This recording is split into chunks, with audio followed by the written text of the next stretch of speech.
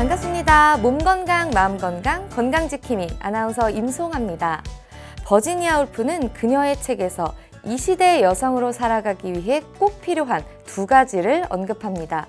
바로 돈과 자기만의 방인데요. 돈은 알겠는데요. 자기만의 방?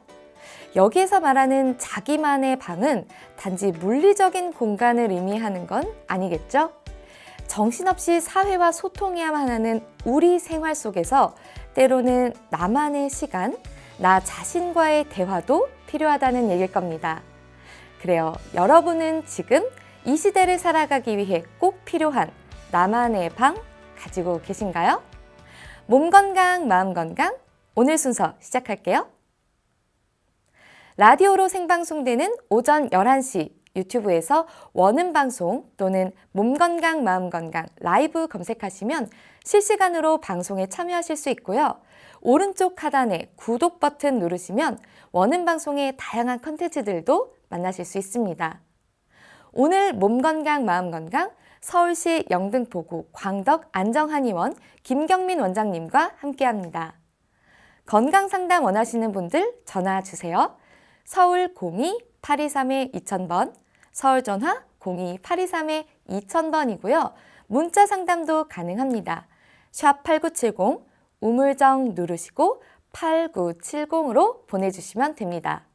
짧은 문자 50원, 긴 문자와 사진 담긴 문자는 100원의 정보 이용료가 부과됩니다. 신청하실 땐 상담받으실 분의 키, 몸무게, 나이를 함께 적어주시고요. 얼굴 사진이나 아픈 부위의 사진도 함께 보내주시면 더욱 자세하게 상담 받으실 수 있다는 거 기억해 주세요.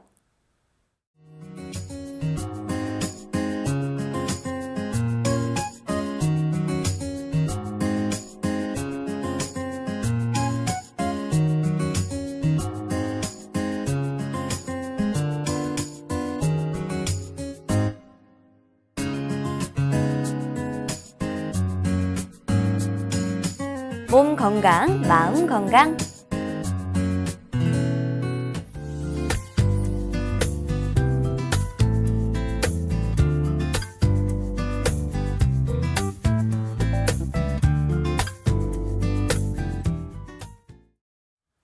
오늘 미니 강의는 김경민 원장님과 함께합니다. 안녕하세요. 네, 안녕하세요. 네, 원장님 오늘 미니 강의는 어떤 주제로 준비를 해주셨나요? 네, 오늘은 이제 그 자가 면역 질환 중 일종인 쇼그렌 증후군에 대해서 한번 얘기해 보도록 하겠습니다. 쇼그렌 증후군 굉장히 이름부터 좀 어렵고 생소한데 어떤 건가요? 네, 이 쇼그렌 증후군이라는 것은 이제 면역계 오작동으로 인해서 내가 보호해야 될 내 몸의 면역계가 나를 보호해야 되잖아요, 그죠? 네. 근데 외부의 어떤 항원으로부터 나의 어떤 방어막이 외부에 있는 항원을 공격하는 것이 아니라 내 몸에 있는 자가 조직을 공격하는 자가 면역계의 질환이라고 일단 첫째 볼 수 있고요. 네. 우리가 보통 이제 눈물샘이나 침샘 아니면 피부의 피지샘, 소화샘, 기관지샘 같은 어떤 외 분비샘의 만성 염증이 일어나는 질환으로 보시면 됩니다. 근데 이 쇼그렌 증후군이라는 것은 크게 이제 두 가지로 나뉘는데요. 이제 첫 번째는 쇼그렌 증후군만 앓는 경우가 있고요. 네. 두 번째는 이제 다른 자가 면역 질환, 류마티스라든지 아니면 이제 루푸스 같은 류마티스성 어떤 자가 면역 질환을 같이 동반하는 경우가 많습니다. 근데 쇼그렌 증후군 자체만 앓는다 하더라도 50% 이상의 어떤 관절염의 증상이라든지 전신적 증상을 같이 동반하는 경우가 많고요. 특히 이 쇼그렌 증후군은 정신적 증상을 동반하기 때문에 처음엔 이 질환인지가 알기가 굉장히 어려워요. 네. 그리고 가장 대표적인 증상은 이제 구강이나 아니면 이제 안구 이런 것이 굉장히 샘이 많이 마르는 증상과 극심한 피로감을 많이 가진다고 보시면 될 것 같습니다. 그래서 구강과 안구에 건조 증상이 있다 보니까 입이 항상 잘 마르고 꺼끌거리고 음식을 씹거나 삼키기가 굉장히 힘들어요. 그래서 물을 항상 같이 먹게 되고요. 간혹 귀 밑에 이제 침샘 그 세 군데가 있는데 거기가 계속 붓거나 염증이 생기고 아픈 증상이 있기도 하고요. 그리고 입안이 자꾸 마르다 보니까 구취가 많이 나고 치석이 자꾸 생기게 되는 증상도 있습니다. 그리고 여성의 경우에는 이제 질샘 자체가 자체가 우리가 분비물이 없다 보니까 네. 질염이 자꾸 생기기도 하고요. 네. 그리고 그 이외에도 우리 이제 피부에도 샘이 있어서 이렇게 피지선이 분비가 되는데 그게 없다 보니까 만성적으로 피부 건조증이 나타날 수도 있고요. 이런 건조 증상 이외에도 류마티스 관절염 같은 관절 증상, 아니면 우리가 손발이 굉장히 차가워지는 레이노 증후군이라든지, 아니면 이제 자가 면역성 염증 자체가 폐에 침범해서 간질성 폐렴이나 신경통, 섬유 근육통 같은 것들이 발생할 수 있습니다. 특히 이제 5% 정도에는 악성 림프종이 발생할 수 있기 때문에 이 질환에서 이제 걸린 분들은 이제 그런 각별한 주의가 필요합니다. 네. 그러면 이 쇼그렌 증후군은 어떤 이유로 좀 발생을 하게 되는 건가요? 쇼그렌 증후군을 일단 이해하기 위해서는 이 증후군이라는 이 단어에 집중할 필요가 있어요. 네. 그러니까 이제 증후군이라는 것은 질환 자체가 신체 밖으로 증상은 나타나는데 원인은 알 수 없는 것들을 보통 우리가 증후군이라고 이름을 붙입니다. 그렇게 보면 이제 쇼그렌 증후군이라는 거는 뭐 증상은 계속 보이고 있으나 원인도 모르고 치료법도 대증적인 치료 방법밖에 없다고 보시면 될 것 같고요. 또 아까 말씀드린 것처럼 이런 증후군의 일종들은 대부분 이제 자가면역 질환에 포함되는 경우가 많아요. 근데 이 자가면역 질환이라는 것들이 이제 발생되는 원인이 첫 번째로는 굉장히 정신적인 아니면 정서적인 스트레스를 극심하게 받았다던가, 네. 아니면 두 번째로 육체적인 노동을 굉장히 장시간 동안 했다는 거. 그것도 보면 좀 고생을 많이 하고 많이 힘들었던 분들이 생기는 것이 이제 어떤 증후군이라고 볼 수 있고, 쇼그렌 증후군도 마찬가지입니다. 그래서 이 증후군들의 원인을 찾기 위해서 유전적인 이유라든지, 아니면 이제 감염에 대한 이상 면역 반응 혹은 자율신경계 장애, 이런 것들을 발병의 원인으로 생각되고 있지만 아직 원인이 뚜렷하게 밝혀지지 않았다라고 보통 학계에서 얘기를 하죠. 네. 그러면 아까 뭐 간단한 증상들이나 뭐 그런 것들을 말씀을 해주셨는데, 구체적으로 좀 스스로 알 수 있는 그런 증상들은 어떤 게 있을까요? 네, 이게 쇼그렌 증후군의 증상은 크게 두 가지로 나뉘는데요. 네. 첫 번째는 외분비샘의 이상, 두 번째는 외분비샘 이상 이외의 것들로 나뉠 수가 있어요. 네. 그럼 여기서 이제 외분비샘이란 것이 뭐냐면, 이제 우리 몸에서는 여러 가지 어떤 물질들이 나오게 되는데요. 그중에 이제 외분비샘과 내분비샘이 있습니다. 내분비샘은 우리가 흔하게 알고 있는 호르몬 같은 것들 있죠. 네. 몸에서 분비하는데 혈관을 타는 것들. 근데 외분비샘은 그것과 다르게 표면으로 나오는 거예요. 이제 우리가 소화기관도 이렇게 우리가 사람을 이렇게 거꾸로 뒤집어 보면 이제 소화기관도 밖에서 보는 피부랑 똑같거든요. 네. 그래서 소화기관에서 분비되거나 아니면 몸의 외부, 눈이라든지 코, 입 혹은 이제 손 피부 같은데 분비되는 걸 외분비샘이라고 하는데요. 이 외분비샘에 어떤 이상이 일어나는 거예요. 그 외분비샘의 이상이 일어나서 나타나는 첫 번째 증상 중에는 이제 입의 증상. 그래서 입 안에 있는 우리가 침샘의 분비가 굉장히 잘 안 되다 보니까 물 없이는 음식물 씹고 삼키가 굉장히 어렵고요. 말하기도 어려워요. 그래서 양치를 자꾸만 해도 입냄새가 나고, 네. 혀의 표면이 굉장히 건조해서 미각도 굉장히 떨어지고요. 그러니까 이 치의 기능 자체가 하루에 1.5리터에서 2리터 정도 계속 입안에서 분비가 되는데, 향균, 살균의 효과뿐만 아니라 우리가 소화에도 굉장히 도움이 되지 않습니까? 네. 근데 이제 그런 것들이 전부 다 안 된다고 보시면 될 것 같고요. 이제 입안에선 그런 문제가 일어날 수 있고요. 두 번째는 이제 눈의 증상이 이상하다고 보시면 될 것 같아요. 그러니까 눈의 상피세포가 파괴되다 보니까 건조한 결막염이 자주 발생한다고 보시면 되고, 눈물이 잘 안 나다 보니까 환자가 자꾸 눈밑이 까칠까칠한 것 같다. 뭔가 모래 아래 들어간 것 같다. 그래서 바람을 조금만 쐬도 불편함을 호소할 수 있고, 혹은 눈이 타는 듯한 느낌을 가질 수도 있어요. 자결감 같은 거. 그리고 눈물이 감소하다 보니까 가렵기도 하고 충혈될 수 있는 어떤 눈의 안구의 증상이 있기도 하고요. 세 번째로는 이제 우리 코, 기관지, 인후 네. 이런 부분에 또 분비가 안 됩니다. 우리가 분비샘이 고장이 나다 보니까. 그래서 이제 그 코 안에 있는 문제 때문에 계속 코 안이 마르게 되고, 이제 코가 안에 촉촉하면서 외부에 어떤 먼지가 들어왔을 때 그것들을 잡아주고, 또 거기 들어와 있는 세균들을 죽이는 역할도 할 수 있는데, 그 기능이 막히다 보니까 코 안이 자꾸 건조해지고 염증이 자주 발생할 수가 있고요. 그리고 네 번째로는 이제 소화샘도 일종의 외분비샘입니다. 그래서 소화샘에서 어떤 액이 안 나오다 보니까 소화불량, 만성적인 소화불량이 자꾸 시달리게 된다고 보시면 될 것 같아요. 그리고 방금까지 말씀드린 거는 이제 외분비샘의 증상이었고요. 외분비샘 이외의 어떤 증상 같은 경우에는 이제 관절염이라든지 아니면 기타 장기의 침범으로 인한 증상들이 있어요. 이 관절염 같은 경우에는 이제 쇼그렌 증후군 환자의 절반 정도에서 관절염 증상이 나타나요. 그러니까 눈물, 뭐 구강이나 안구의 어떤 건조증 이외에도 관절염을 말씀하시는 분들이 굉장히 많거든요. 근데 관절통뿐만 아니라 이제 굉장히 뻣뻣해진다든지 관절에 있는 부위가 아니면 이제 만성 다발성 관절염 등이 나타날 수 있고, 근데 이게 류마티스 관절염과의 큰 차이점은 이제 뼈가 깎이는 골침식은 일어나지가 않아요. 그게 이제 두 질환을 크게 구별할 수 있는 방법이고요. 이 관절염뿐만 아니라 기타 장기에 침범하는 증상이 나타나기도 합니다. 그래서 간질성 폐렴과 기도 건조가 흔하게 발생하는 폐질환이고, 침범 시에는 마른 기침이 주요 증상으로 나타나본다고 보시면 될 것 같습니다. 그러니까 전체적인 건조증을 뭔가 유발하는 맞아요. 그런 이유 중에 하나가 쇼그렌 증후군이라고 네네, 그쵸. 좀 이해를 하면 네. 맞을까요? 네네. 네, 증상들이 굉장히 다양한데요. 이 말씀해주신 여러 증상 중에 하나라도 그럼 나타나면 네. 이게 쇼그렌 증후군이다라고 이해를 하면 아. 맞는. 아니요. 그렇게는 좀 어려울 것 같아요. 네. 그러니까 일시적으로 우리가 요즘에는 그 눈이 굉장히 건조해서 안구에다가 우리가 인공 눈물 넣는 분들 많죠. 네. 근데 그런 분들을 다 쇼그렌 증후군이라고 볼 수는 없고, 그렇죠. 네. 네.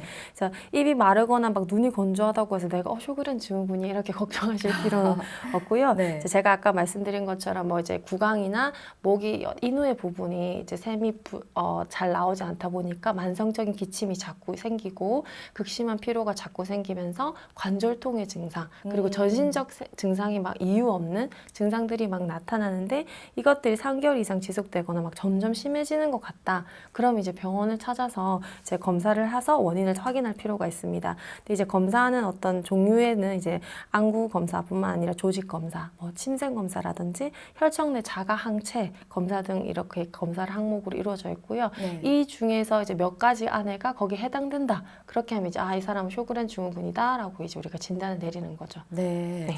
그리고 여기에서 이제 뭐 관절염이라든지 그런 부분도 말씀을 해주셨는데, 네네네. 제가 아는 동생이 네네. 되게 어리거든요. 이제 90년생인데 실제로 걔가 뭔가 자꾸 넘어지고 그리고 뭐가 넘어지면 굉장히 뭐 멍이라든지 뭐 관절염도 크게 오고 그래서 네. 그래서 진단을 받아봤더니 실제로 쇼그렌 증후군이라고 진단을 받았더라고요. 네네. 그래서 1년을 정말로 병상에 누워 있었던 그런 친구가 있었거든요. 그래서 이게 진단을 실제로 받게 되면 네.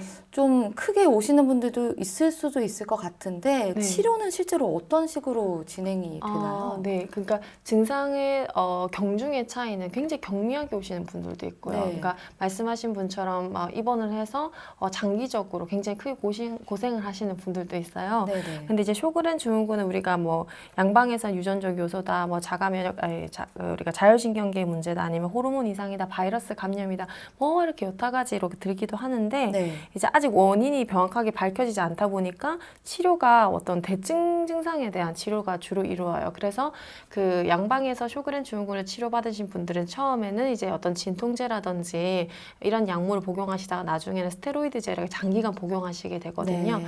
아니면 이제 우리가 안구에 이제 액체가 안 나다 보니까 이제 여기 결막에다가 인공 눈물을 넣는다든지 이런 대증적인 치료를 주로 이루고요. 한방에서는 우리가 이제 아까 말씀드린 것처럼 이제 침샘이나 외분비샘 자체에 나타나는 만성적인 염증이 주요 일단 증상이기 때문에 거기에다 복약침을 주로 많이 씁니다. 네. 그래서 고농도 복약침 같은 경우에는 만성적인 염증이 굉장히 탁월한 효과가 있기 때문에 악화선이나 어떤 이런 침샘 부위에다가 직접적으로 봉침을 놓거나 아니면 안아 부위 주위에다가 놓거나 아니면 이제 소화기 근처 이제 혈자리를 보면 중안이라든지 하완이라든지 이런 부위에다가 복약침 시술을 주로 하고요. 네. 그리고 저 같은 경우에는 이런 자가면역 질환, 이런 증후군에 걸리신 분들 특징 자체가 병에 걸려서 정서적으로 불안정한 부분도 있지만 병이 걸리시기 전에도 굉장히 정서적으로 스트레스를 많이 받으신 부분들이 있어요. 네. 네, 그래서 이런 질환들이 여자분들이 잘 걸리거든요. 네, 그러니까 어머님들 있잖아요. 그래서 옛날에 고생 많이 하시고 이런 분들이 많기 때문에 정서적인 어떤 지지를 해주는 부분에도 굉장히 중요하다고 보시면 될 것 같고요. 세 번째로는 우리가 체질식을 굉장히 많이 권합니다. 그러니까 사람마다 태어날 때부터 먹어야 될 음식과 먹지 말아야 될 음식이 나눠져 있어요. 그러니까 쉽게 말해서 인간들 중에서도 약간 초식 동물에 속하는 분류가 있고 또 육식 동물에 속하는 분류가 있어요. 쉽게 예를 들자면 다이어트를 했을 때 어떤 사람 황제 다이어트를 했는데 성공했다는 사람이 있고 네. 어떤 사람은 뭐 야채나 아니면 이제 자몽 같은 그런 다이어트 어떤 채식 위주의 네네네. 다이어트를 성공하신 분들도 있잖아요. 근데 그런 사람들이 황제 다이어트 하면 더 살이 찐다. 이건 좀 쉽게 설명이 된 거고, 저 같은 경우 이제 팔체질에 이제 근거해서 이제 토체질이나 목체질 같은 경우에는 우리가 육식동물로 보고요. 태양인과 소음인에게 해당되는 금체질과 수체질 같은 경우에는 이제 초식동물로 보는 거죠. 그래서 그 사람들마다 이제 나눠져 있는 음식을 먹어야 되는 것과 먹지 말아야 될 부분이 있습니다. 네. 그것을 굉장히 장기적으로 이제 권하고 치료를 했을 때 치료가 많이 되고, 일단 샘 자체에서 뭔가 분비액이 부족하다는 것은 한의학적으로 봤을 때 음어 증상입니다. 그러니까 진액이 굉장히 마르고 심화가 망동하거나 아니면 굉장히 내가 육체적으로 고생을 많이 해서 액체가 많이 빠져났다고 보거든요. 그래서 약물을 쓸 때는 그런 진액에 도움이 될 수 있는 약물로 이제 치료를 하는 거라고 보시면 될 것 같습니다. 네. 그리고 또 이게 네. 완전히 치유가 되는 병인가요? 이게 우리가 이제 완치라는 것은 증상이 그러니까 몇 개월 이상 동안 보이지 않는 거잖아요. 그죠? 네. 근데 이제 이런 증후군 같은 경우에는 우리가 섭색을 갖다가 그 내가 병이 오기 그 이전과 다시 돌아간다든지 네. 아니면 이제 생활 자체가 굉장히 불안정하다 그러면 관해가 완전히 됐다 하더라도 또 재발할 수 있는 가능성이 굉장히 높습니다. 네. 그래서 관리가 굉장히 많이 필요한 질환이라고 보시면 될 것 같습니다. 아, 그러면 평소 관리가 또 네. 굉장히 중요할 것 같은데 그렇죠. 평소는 어떻게 좀 관리를 하면 좋을까요? 네, 이 증후군, 그러니까 자가면역 질환 같은 경우에는 그 원인에 집중을 하면 네. 평소에 이제 걸리지 않기 위해 하는 방법을 알 수 있는데요. 네네. 첫 번째로는 쉽진 않겠지만 이제 스트레스 받는 것을 좀 많이 줄이시고요. 그러니까 정서적인 부분에서 정서적인 스트레스를 많이 받게 되면 자율신경계에 이상이 생기기 때문에 이것이 걸리게 될 수 있는 큰 원인이 될 수 있고요. 네. 두 번째로는 육체적인 너무 고단함을 아. 많이 가지지 않는 것들, 그런 것들이 굉장히 중요하다고 보시게 될 것 같습니다. 근데 만약 일반 치료 중에서도 이제 좋아지지 않는 안구 건조증 같은 게 있어요. 이거 너무 나는 심하고 좀 정도가 보통 사람들이 겪는 안구 건조증 그 이상인 것 같다 이렇게 생각하시거나 네. 아니면 입마름 또 아까 말한 전신적인 증상들이 막 보이게 되면 그냥 그 대증적인 어떤 치료만 하지 말고 빨리 쇼그렌 증후군이 아닌가라는 걸 의심하셔서 네. 검사를 하셔서 이제 제대로 된 치료를 받는 것도 굉장히 좋은 방법이라 생각하시면 될 것 같고요. 네. 그리고 이 쇼그렌 증후군 같은 경우에 걸린 경우에는 이제 증상이 이제 완전히 갑자기 급성적으로 탁 오진 않아요. 그러니까 서서히 하시다가 이게 또 이 질환면이 굉장히 낯설지 않습니까? 네네. 그러니까 사람들이 잘 모르거든요. 그래서 서서히 진행되게 되고 생활이나 어떤 내 환경 같은 경우에 그대로 유지한 경우가 많아서 많이 나빠진 다음에 이렇게 치료를 받는 경우가 많아요. 그렇기 때문에 일상생활에서 제가 아까 말씀드린 것처럼 그런 네. 부분에서 꾸준한 관리가 굉장히 중요하고요.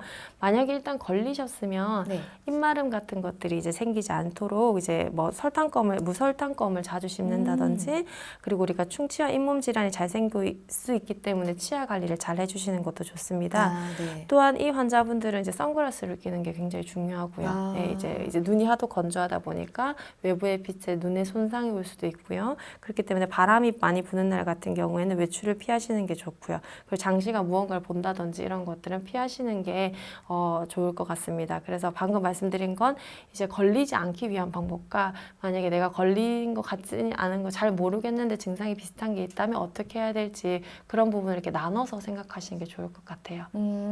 그래도 아무래도 좀 내가 걸렸나 싶다면 네. 아무래도 좀 검사를 좀 받아보시는 게 네네네. 좋겠죠? 네, 맞습니다. 알겠습니다.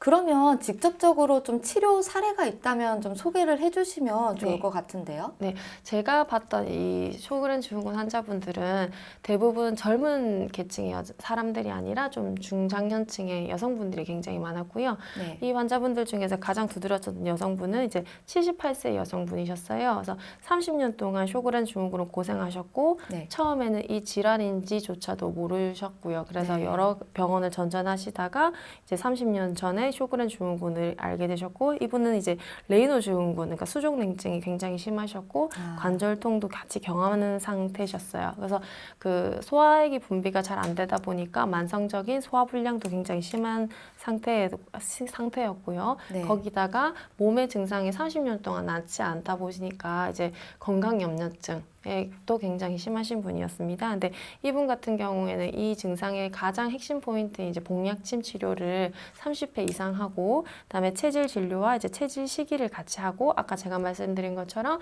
진액 보충하는 약물, 이 세 가지로 이렇게 치료를 병행을 했고 3달 정도 치료를 했습니다. 근데 이제 치료를 하면서 가장 많이 좋아졌다는 건 이제 식사하실 때 입안이 까끌거리고 밥맛이 없다. 이게 굉장히 많이 좋아지셨고, 그다음 복통. 이 2가지가 정말 많이 좋아졌고요. 이런 환자분들은 유병 기간이 굉장히 길기 때문에 단순하게 뭐 3개월 만에 띵 끝났다 이게 아니라 이제 6개월, 길게는 1년까지 치료를 하고요. 많이 증상이 좋아졌다 하더라도 그 이후에 관리 차원으로 이제 병원에 자꾸 내원하셔서 이제 뭐 시술을 받는 것이 가장 중요하다고 보시면 될 것 같습니다. 네, 그 봉약침에 대해서는 지난번에도 좀 강의를 네. 해주셨는데 네. 봉약침이 구체적으로 이 쇼그렌 증후군에 어떤 식으로 좀 효능이 발생을 하나요? 네, 그 봉약침 같은 경우에는 만성적인 염증을 많이 이제 완화시켜 줄 수 있는 물질이라고 보시면 되고요. 네. 벌을 잡아서 직접 이렇게 하는 것이 아니라 거기에 있는 유효 성분을 추출해서 놓는 겁니다. 네. 그래서 그 안에 있는 이제 멜리닐이라든지 아니 하이루론산이라든지 이런 여타 성분 자체가 염증적인 그런 성분을 몸에 있는 염증 자체를 회복시켜 줄 수 있다고 보시면 될 것 같습니다. 이것이 자연에서 추출한 물질이기 때문에 어떤 화학적인 물질과는 다르게 몸에 입히는 데미지가 없다고 보시면 될 것 같고요. 그래서 이게 맞고 나서 돌아서면 아프다 이게 아니라 이게 유지가 되는 좋은 치료법이라고 보시면 될 것 같습니다. 아, 네. 네.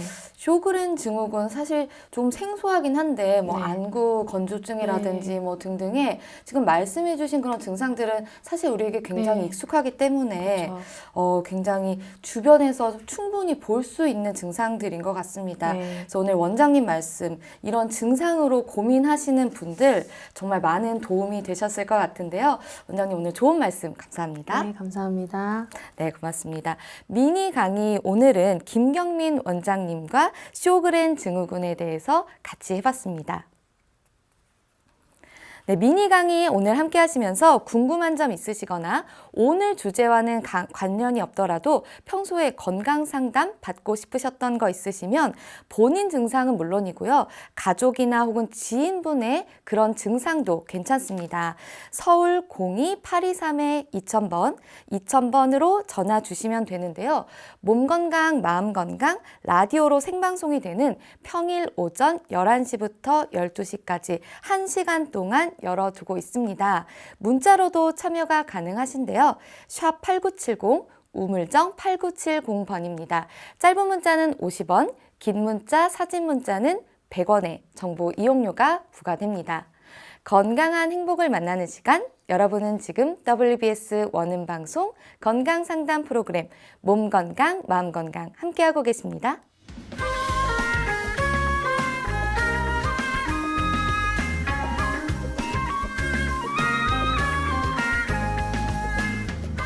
날이면 날마다 찾아오는 시간이 아닙니다. 약이 되고 복이 되는 꿀 같은 건강 정보를 만나봅니다.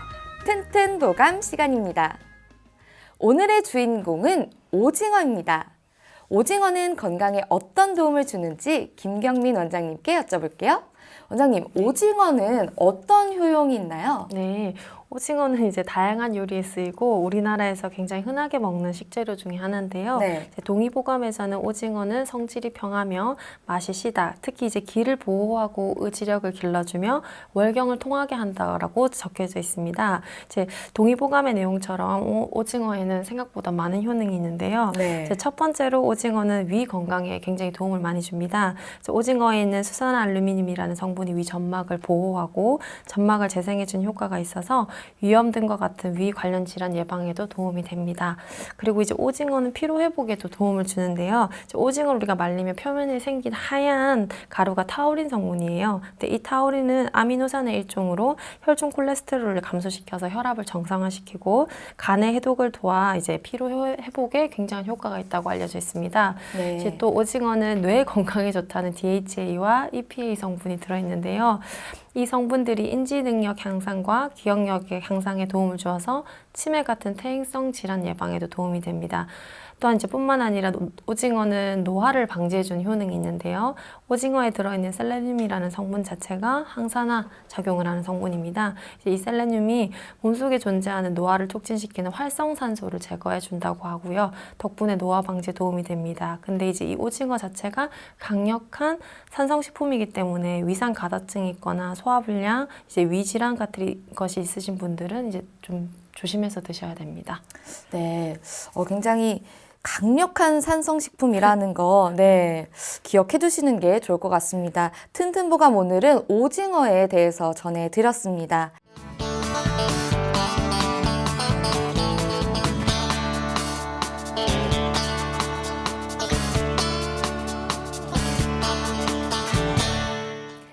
그럼 지금부터 오늘의 건강상담 시작해 볼 텐데요.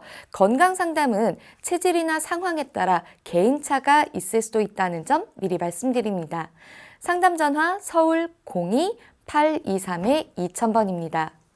몸건강, 마음건강은 TV와 라디오를 통해 방송됩니다. 원음건강 TV는 스카이라이프 채널 187번, KT 올레TV는 284번, SKBTV 309번, LG U+, 278번, 딜라이브 159번, CJ헬로 238번, 현대 HCN 549번, 금강방송 796번, 제주 KCTV 375번, 모바일 에브리온 TV는 채널 100번이고요. 라디오는 서울 경기 FM 89.7, 부산 경남 104.9, 대구 경북 98.3, 광주 전남 107.9, 전북 충남 지역은 97.96MHz입니다. 원음방송은 스마트폰으로도 만나실 수 있는데요. 플레이스토어나 앱스토어에서 원음방송 검색하시면 무료로 다운받으실 수 있습니다. 오늘은 김경민 원장님께서 친절한 상담 해드립니다. 자, 그럼 첫 번째 전화 받아보겠습니다. 여보세요? 여보세요? 네, 반갑습니다. 예, 안녕하세요. 네, 본인께서 직접 상담하시나요? 제 아내 때문에 상담을 좀 하고자 합니다. 아, 네. 그럼 예. 아내분의 키와 몸무게 나이 혹시 알고 계시나요? 예. 키는 162cm, 네, 예, 몸무게는 54kg, 네, 나이는 47입니다. 네. 그러면 제 옆에 지금 김경림 원장님께서 나와 계신데요. 편하게 예. 상담 받아보시기 바라겠습니다. 예. 네, 안녕하세요, 아버님. 예, 원장님 반갑습니다. 네, 안녕하세요. 예. 네, 뭐가 어떤 부분이 걱정되세요? 예, 제 아내가 네. 이 소화 기능이 문제가 돼갖고, 네, 한 3주 전에 원장님 나오셨잖아요. 네, 복약치에 대해서 제가 이야기를 들어봤는데, 네. 이 아내는 한 20년 가까이 됐는데 이게 기능이 좀 안 좋은 지가 네네. 이 자주 이렇게 주기적으로 엉킵니다. 예, 한 달에 한 두세 번씩 꼭 이렇게 우리가 민간요법으로 하는 것처럼 따고 네네네. 이렇게 쓸어내리고 두드리고 또 매실 묶고 그렇게 계속 해왔거든요. 네네네. 예, 근데 이거 내시경을 갖다가 해도 내시경에서 조금 맑게 식도 밑에 왜 이장 투 입구 있잖아요. 식도하고 연결 부분. 네네네네. 거기가 조금 빨갛게 부었다. 그러고 뭐 약 좀 먹으면 괜찮다. 이래 하는데 네네네. 이게 이제 안 되더라고요. 그래 안 되고 오랫동안 이렇게 고생을 하고 있는데 네. 원장님께서 복약침을 전에 말씀하시기에 네네. 혹시 복약침을 좀 맞으면 효과가 있을까 싶어서 상담을 합니다. 네. 아버님, 어머니께서 뭐 수술하시거나 지금 뭐 복용하는 약물 같은 거 있으세요? 복용하는 약물은 예, 있어요. 뭐 신경과 약을 좀 먹고 있어요. 언제부터요? 예. 뇌수막염을 갖다가 어릴 때 알았다 하더라고요. 네네네네. 예, 그 뒤로 저 약을 먹는 걸로 알고 있습니다. 그러면 어릴 때 알았던 그 시점부터 계속 드시는 거예요? 그건 자세히 모르겠네요. 그러세요. 그럼 수술하거나 예, 예. 이러신 건 한 번도 없으시고요? 한 20년 전 됐습니다. 그렇게 이야기를 들어보니까 계속 그렇게 얹히고 하니까. 그러니까 예. 네, 그럼 뭐 다른 어떤 큰 수술을 하거나 그런 건 아니시다, 그죠? 예, 그 하나만 있고 다른 것은 뭐 이렇게 없다고 하답니다. 네, 그 예. 아버님, 우리 아버님이 아까 말씀하신 위랑 식도랑 이어지는 그 부분 자체가 분문이라고 하는데 거기가 약간 빨갛게 예. 됐다고 하셨잖아요. 예, 그럼 예. 어머니께서 평소에 과식을 많이 하세요? 아닙니다. 아버님이 어, 보시기에 과식하는 건 아니시고. 예, 예. 네, 그럼 좀 식탐은 좀 있기는 있는데, 네. 그 좀 이렇게 면 같은 거 좀 먹을 땐 조금 이렇게 좀 오버하는 게 아닌가. 남자가 먹는 걸 할 때는 작지만 저 사람이 자기 몸을 생각할 때는 조금 많은 것 같기도 하고, 아, 그리고 이제 밥을 먹을 때는 좀 소식을 합니다. 조금 예, 예. 오래 씹고 그래 합니다. 예, 아버님 그러면 어머니께서 그 평소 때 일을 하시거나 그런 생활 어떤 그게 있으세요? 스케줄이? 일은 안 하고 우리 집 사람이 시각 장애인입니다. 아, 그 그러시구나. 뇌수막염으로 인해서 시릴 것 같다 이랬다 하더라고요. 네네. 예, 그리고 아. 일은 안 하고 집에서 생활하고 복지관 같은 데 다니고 이렇게 하고 네네네. 있습니다. 네. 예. 아버님 그러면 아까 저한테 질문해 주신 그 봉약침에 대해서 일단 그게 기다 아니다를 먼저 설명드리자면 만성적인 예. 소화불량에 저희가 봉약침을 씁니다. 그러니까 위가 예. 자꾸 염증이 생기는 분들 같은 경우에는 위에다 직접 예. 하지는 않고요. 그러니까 그 우리가 예. 배 표면에다가 이렇게 시술을 해서 소화가 예. 만성적으로 안 되는 것 분들한테 도움을 드려요. 왜 그렇게 할 수 있냐면 위도 하나의 예. 근육이거든요. 예. 네, 근육으로 구성되어 있기 때문에 이 근육의 연동 운동이 잘 안 돼서 소화불량이 자꾸 생기고 체하시는 거예요. 근데 이 예. 위 근육 운동이 잘 안 되는 게 위 기능 자체가 떨어진 것도 있지만 뭔가 만성적인 염증이 있다라는 견해로 봤을 때는 봉약침 시술을 하는 것이 도움이 되고요. 첫 번째. 예. 두 번째, 어머니께서 평소 때 이제 주로 드시는 음식이 뭔지는 잘 모르겠는데 방금 예. 제가 한 30분 동안 강의한 거 들으셨으면 혹시 거기 체질 얘기를 제가 했지 않습니까? 예. 네, 그래서 사람들마다 어떤 사람 초식 동물 같은 사람 있고 육식 동물 같은 사람이 있어요. 그래서 이거 우리가 예, 총 예. 체질을 8개로 나뉘는데 예. 만성적인 소화불량에 시달리는 사람들 같은 경우에는 본인의 체질을 정확하게 감별받아서 식사 예. 습관 자체를 바꾸면, 그러니까 우리가 평소에 쉽게 생각하면 육식을 먹으면 소화가 안 된다고 하잖아요, 그죠? 근데 그렇지가 저도 그걸 않아요. 알고 있습니다. 네, 근데 예. 그렇지가 않고요. 오히려 예. 내가 소화가 좀 안 된다고 해서 만성적으로 자꾸 생선을 먹어야 되면 안 되는 사람이 생선을 먹거나 야채를 자꾸 예. 식성을 그렇게 했을 때 만성적인 이런 소화불량을 겪으실 수가 있어요. 그래서 저는 예. 아버님께서 이제 뭐 인터넷을 찾으시든지 아니면 주위에 체질을 전문적으로 한 한의원을 가셔서 어머님, 예. 그러니까 아내분을 모시고 가셔가지고 체질 감별을 받고 먹어야 될 예. 음식과 먹지 말아야 될 음식을 아셨으면 아. 좋겠어요. 그렇게 그게 어렵지 않거든요. 네. 그게 우선적인 거 그게 먼저입니까? 그렇죠. 일단은 그렇게 하셔야죠. 예. 왜냐하면 이 소화불량이라는 건 생화 습관병이거든요. 어떤 예, 여타 예. 검사를 받으셔도 결과가 안 나왔다라는 건 어떤 구조적인 문제는 없다라는 거잖아요. 그죠? 예, 기능적인 문제만 있기 때문에 이제 그런 부분에 있어서 생활 습관적인 부분이 좀 바뀌면 계속 예. 증상이 완화되고 나서도 유지가 잘 될 거고요. 그리고 두 번째로는 이제 그 체질 치료와 봉약침 치료를 같이 하는 병원을 가셔서 이렇게 치료를 예. 받으시면 이건 분명히 좋아질 수 있어요, 아버님.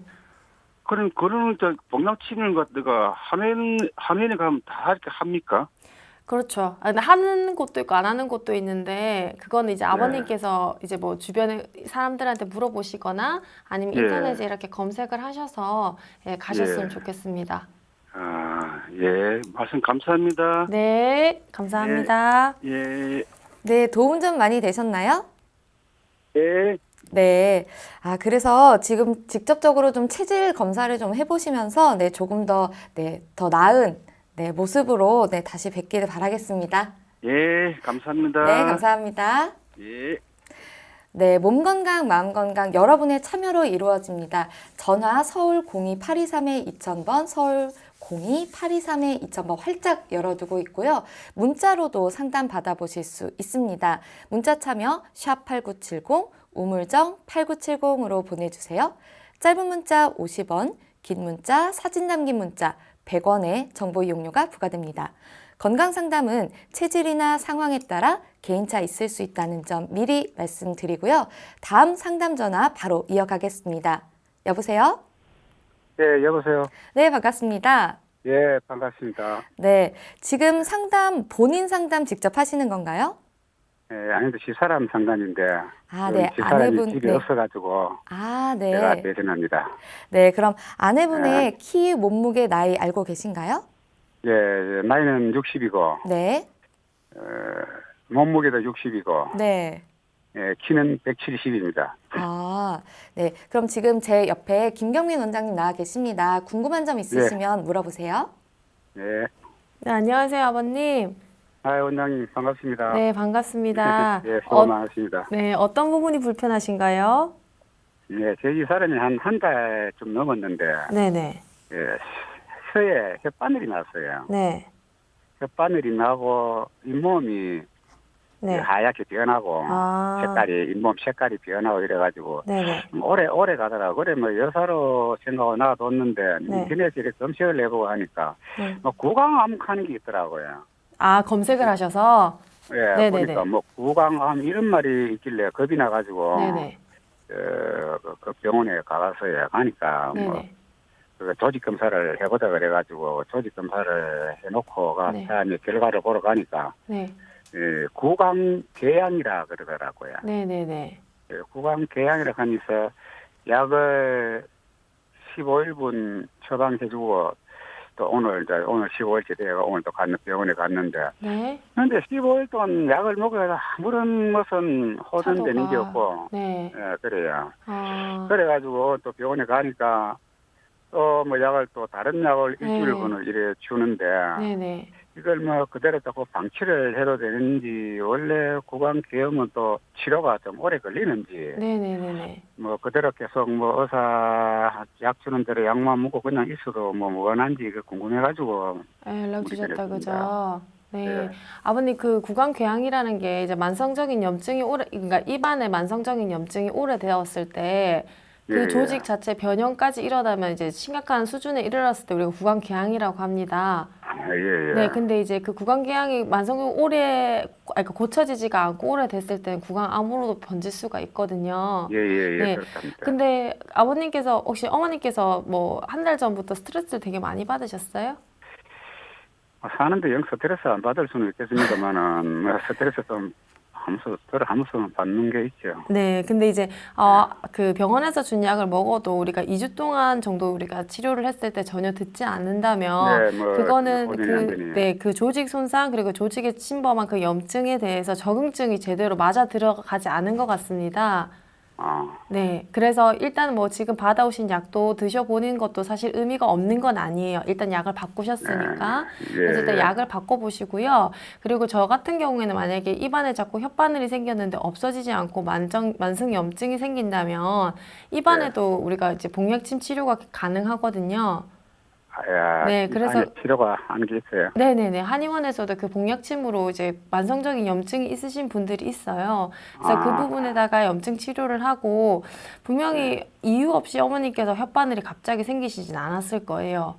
네, 그러니까 아버님께서는 스트레스에 원래 있는 거다 하시지만 이제 그런 부분에서도 제가 봤을 때는 살펴볼 필요가 있을 것 같거든요. 그러니까 정신적인 큰 충격이 있을 수도 있어요. 첫 번째. 네, 그리고 두 번째는 이제 먹는 부분에서 아버님, 우리가 내 몸에 맞는 음식과 안 맞는 음식을로 구별이 되는데 맞지 않은 음식을 장기간 오래 복용했을 때 나이가 들면 들수록 알 수 없는 질환들이 자꾸 몸에 생깁니다. 네, 그래서 아버님께서 이제 뭐 어머님을 모시고 가시는 게 가능하시다면 주변에서 이제 체질 한의원을 찾으셔가지고 체질 감별 받으셔서 음식 드시는 것도 한번 체크를 해보시는 게 좋을 것 같아요. 한의원 쪽으로요? 네네네. 한의원 쪽에서도 이 구강궤양을 봅니까? 네, 분명히 봅니다, 아버님. 그래요? 네, 그러니까 지금 뚜렷한 원인을 찾을 수 없는데 몸에 이상 물질이 생긴 거잖아요, 그죠? 네, 그러니까 그건 뭐 어떤 면역 반응이랑도 관련이 있고 하기 때문에 이게 만성적으로 갈 수 있는 징후가 보여요. 처음에 혓바늘이 생겼는데 이게 치료가 되지 않고 계속 진행이 되고 있잖아요, 그죠? 네, 그러니까 보통 이게 6개월 되시기 전에 치료를 이렇게 종결하시는 게 좋아요. 그러니까 6개월 이상이 가게 되면 만성 질환이 돼서 처음에는 강력한 약물을 써서 이제 없앤다 하더라도 또 다음에 재발할 수 있는 확률이 굉장히 높아지거든요. 그래요? 네, 근데 이제 한 달 정도밖에 안 되셨으니까 좀 적극적인 치료를 받아보셔요. 그냥 뭐 약으로만 이래 뭐가는 잘 안 되겠다 그죠? 네, 그러니까 그 지금 병원 약을 그렇다고 해서 바꿨기 때문에 그걸 복용을 중단하시기보다는 한 번 더 2주 동안 복용은 하시되 네, 이제 그렇게 보고 네, 안 되면은 하시되 한의원으로 한번 가보는 게 낫다. 네, 그래서 그 지금 가셔도 상관은 없어요. 네, 그래서 아, 지금 예. 가셔서 체질 한의원에 가셔가지고 무슨 한의원이요? 체질을 감별해주는 한의원이 있습니다, 아버님. 아, 예. 네, 아, 그래서 예. 저 팔체질이라고 해서 그 체질 감별 받으셔서 식사 습관 이런 거 다시 교정을 해보시고요. 그리고 만성적 염증에 좋은 우리가 복약찜 치료가 있으니까 그것도 같이 치료를 받으셨으면 좋겠어요. 아, 그래요. 네, 아, 예. 그럼 오늘은 내일 한번 가봐야 되겠네. 네, 그렇게 하십시오. 예, 예. 예.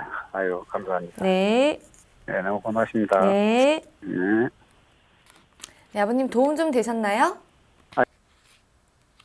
네, 알겠습니다. 그러면 잘 한번 체질 한의원도 방문해 보시고요. 그래서 좋은 결과 얻으시길 바라겠습니다.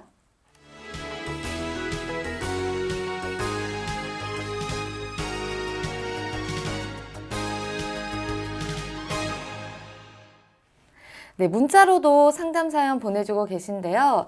뒷부분 0212 쓰시는 분입니다. 돌쟁이 아기가 자고 있어서 문자로 건강 문의합니다. 13개월 남아인데요. 키가 80cm, 몸무게 9kg의 아토피 증상이 있다고 합니다. 아토피는 친정의 집안력이라고도 합니다. 그래서 어릴 때부터 20살까지 그러니까 어머니께서도 아토피로 고생을 하셨다고 해요. 그래서 아기가 태어났을 때부터 또 태열도 있어서 굉장히 고생을 했는데 13개월 아기가 또 겨울이라서 겨울부터 또 건조해가지고 몸이 안 좋을 때 특히 더 이제 낮부터 밤에 가려워하는데 어머니께서 굉장히 고민이 많으시다고 겨울부터 조금씩 점점 더 심해졌나 봐요. 좀 어떻게 하면 좋을까 고민을 하고 계시다고 하는데요. 네.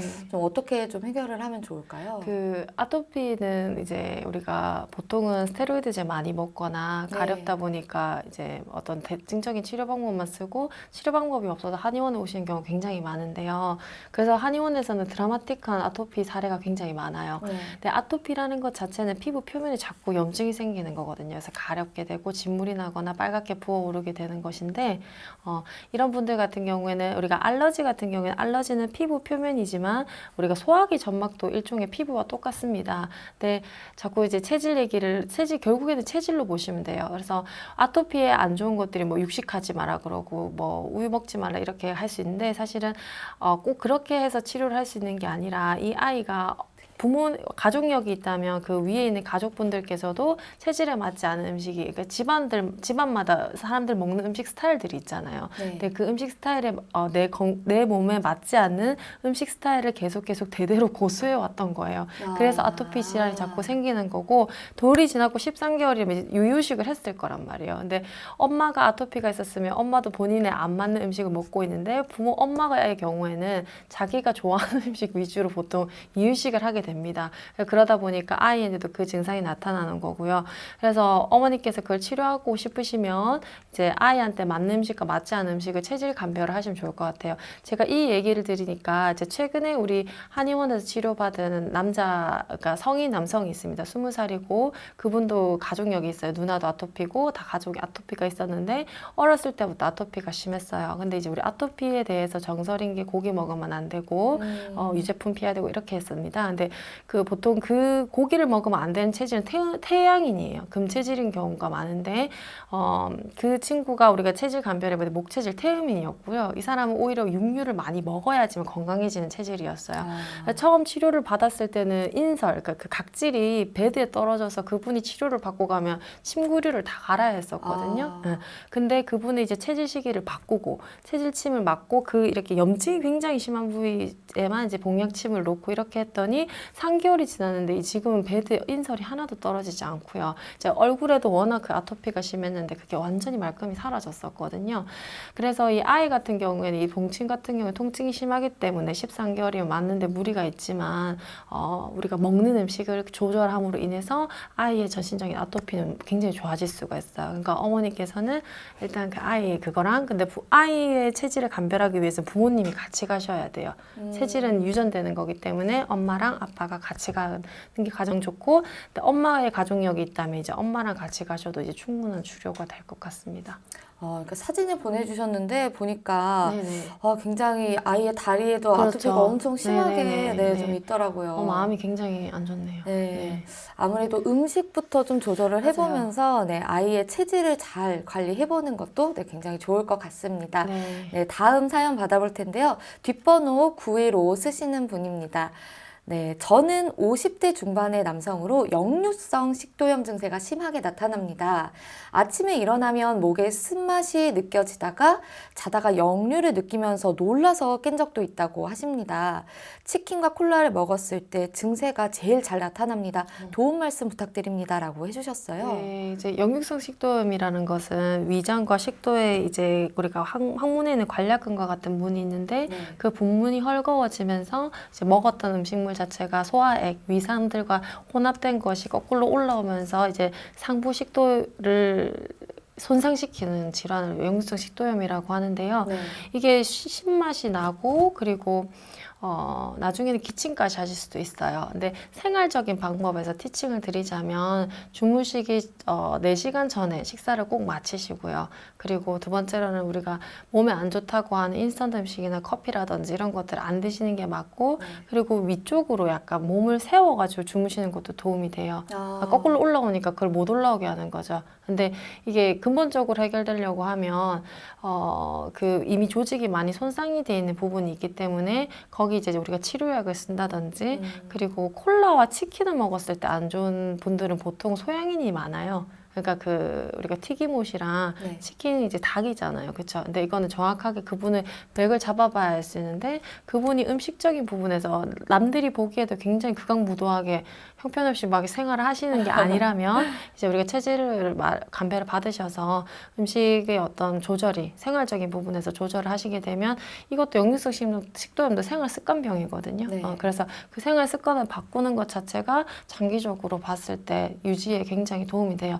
일시적으로 이걸 완화시키는 거는 뭐 위산 억제제라든지 아니면 그런 것들을 먹게 되면 일시적으로 좋아질 수 있는데 약 끊자마자 다시 재발하시거든요. 대부분이. 그러니까 이거는 생활 습관 바꾸셔야 됩니다. 그리고 또 아무래도 이 치킨과 피자, 뭐 콜라 이런 것들은 밤에 드셨을 가능성이 높은데 이 역류성 식도염 있으신 분들이 야식이 굉장히 또 안 좋죠. 그렇죠. 그래서 이제 우리가 자면서 누워 있잖아요, 그죠? 누워 있으니까 이게 원래는 우리가 직립보행을 해서 중력의 영향 때문에 소화물이 아래로 내려가는 게 자연적인 건데 누워 있게 되면 이게 올라갈 수 있는 확률이 높아지게 되고 그래서 주무시기 4시간 전에 식사와 먹는 걸 모두 종료하시는 게 맞습니다. 아무래도 역류성 식도염 있으신 분들은 또 야식도 좀 피하시는 게 좋고 맞습니다. 또 아무래도 약간 높여서 주무시기 위해서 네네. 베개를 좀 높게 하시면 좋을까요? 네네, 맞습니다. 네, 그런 생활 습관들 좀 기억해 주시면 좋을 것 같고요. 빠르게 하나 더 사연 받아보겠습니다. 뒷번호 927을 쓰시는 분입니다. 50세 여성입니다. 비염 때문에 환절기만 되면 콧물이 줄줄 흐르고 재채기 때문에 너무 힘드시다고 합니다. 특히 또 요즘 미세먼지로 더 심해져서 직장 생활에 지장까지 있으실 정도라고 합니다.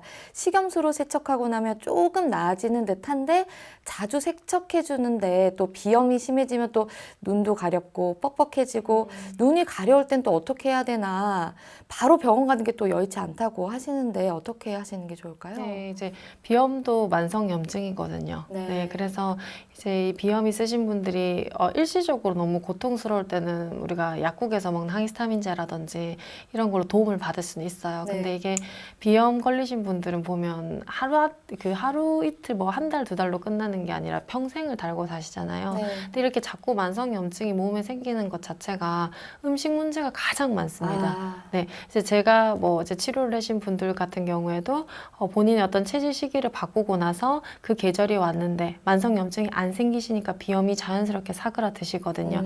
그리고 염증이 굉장히 강하게 왔을 때는 저희 같은 경우에는 이제 코의 영양혈이라든지 상인당이라든지 이런 부위에다가 염증이 많이 발생했을 때 고농도 복약침을 시술을 합니다.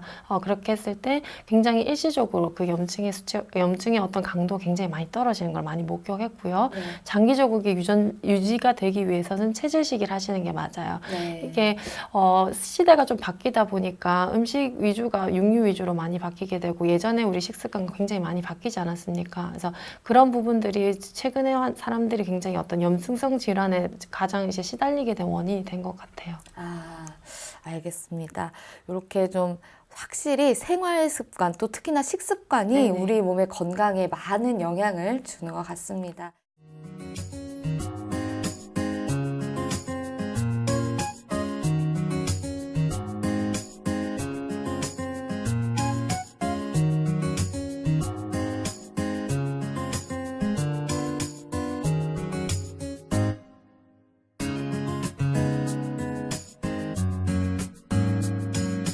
몸 건강, 마음 건강.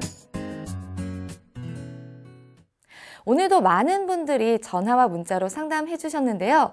또 시간 관계상 모두 다 소개해드리지 못하는 점 양해 부탁드립니다. 상담 신청해 주시는 분들께도 제작진이 순차적으로 연락드리겠습니다.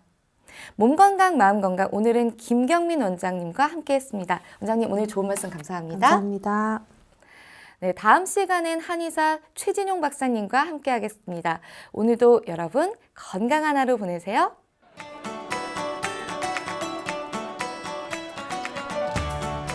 이 프로그램에 참여해주신 분들께는 건강과 믿음을 전하는 농협 한삼인에서 6년근 홍삼 순액골드를 드립니다.